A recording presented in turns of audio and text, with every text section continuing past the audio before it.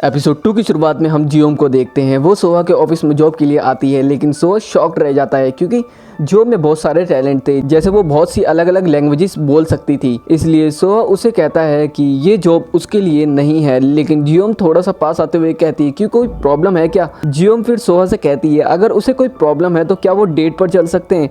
ये सुनकर तो सोहा को खांसी आ जाती है और वो कहता है शायद मैंने कुछ और सुन लिया। जियोम कहती है नहीं। जियोम कहती है उसने जो भी सुना है बिल्कुल सही सुना है। सोहा कहता है ऐसे ही पहली मुलाकात में कौन डेट करता है। जियोम कहती है पहली मुलाकात ना हो तो चलोगे। सोहा कहता है क्या हम पहले भी मिल चुके हैं। जियोम कहती है हाँ, लेकिन वो सोहा को खुद याद करने को कहती है कि वो कहाँ मिले थे, वो खुद याद करे। इसके बाद हम सोहा को रोड पर कहीं जाते हुए देखते हैं, लेकिन सोहा एक ट्रक को अपनी ओर आता देखता है और उसे पैनिक अटैक आने लगता है। और उसी समय वहाँ से जियोम निकल रही थी। वो सोहा को देखती है और उसका हाथ पकड़कर वहाँ से भागना शुरू कर देती है। सोहा पूछता है कि क्या हुआ। वो कहती है कि भागने से हम बहुत सी चीजों को भूल जाते हैं और हमारा ध्यान बेकार की चीजों से हटकर अपनी सांसों पर कॉन्सेंट्रेट करने लगता है। फिर दोनों एक जगह बैठकर पानी पीते हैं और जियोम सोहा से कहती है कि मुझसे शादी कर लो। सोहा कहता है क्या।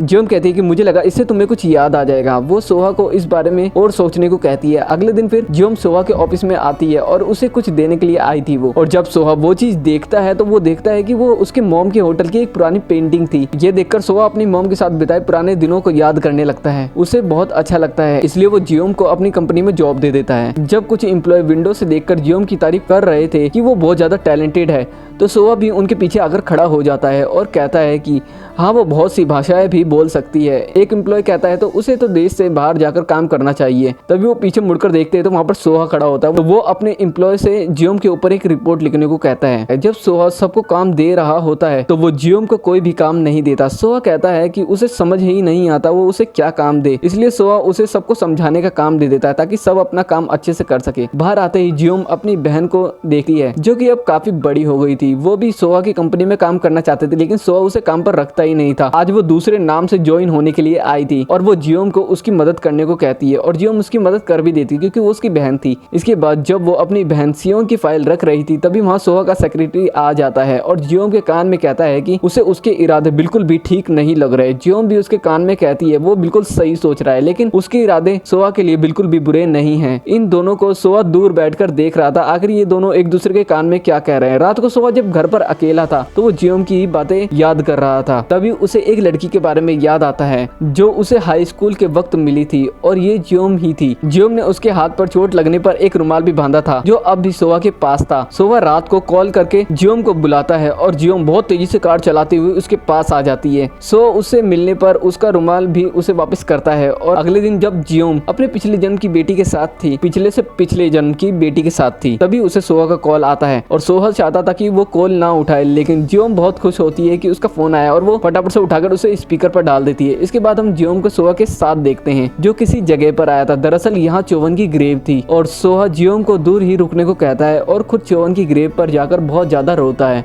जियोम देखती है कि सोहा आज भी उसे याद करता है तो वो भी थोड़ी सी इमोशनल हो जाती है और अपने पिछले जन्मों के बारे में सोचने लग जाती है जहाँ वो हमेशा दुखी ही थी। लेकिन जियोम कहती है ये जन्म अलग है और ये कहते ये एपिसोड यहाँ पर खत्म हो जाता है।